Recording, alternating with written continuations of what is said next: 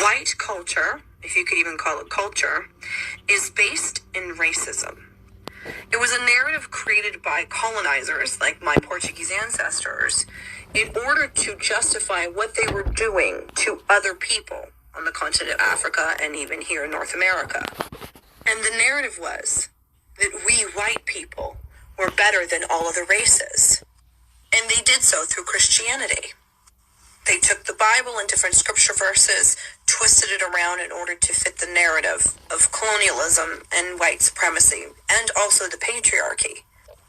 And the patriarchy is white man in power. White supremacy is white man in power. Colonialism is white man in power. And Christianity, for the most part nowadays, is white man in power. There are historical references and proof where the Catholic Church actually said to enslave an African was to save their soul. The kidnapped and enslaved Africans that were here in North America were preached different scripture verses than were actually in the Bible.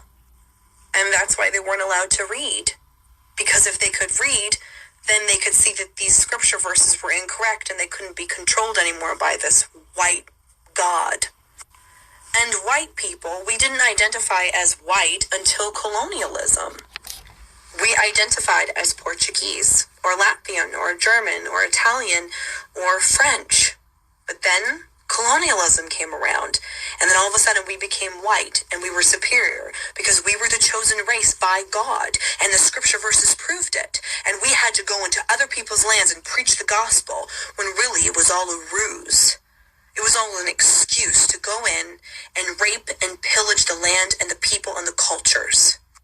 So when I say that white culture is based in racism, it's based in racism. Christianity was the Trojan horse of white supremacy and colonialism. And Western Christianity, as we know today, is still based within superiority. All Christians think that they're better than everybody else. I grew up in it. I'm very familiar with the culture. And it's part of the problem. There's a reason why most of Trump's supporters are Christians. It's because they don't even realize that the conditioning of colonialism and Christianity and the patriarchy is so deeply embedded within them and their identity that they don't even see the truth. Christianity is based in superiority, in white superiority, in white culture, which is all based in racism. White culture, if you could even call it culture, is based in racism.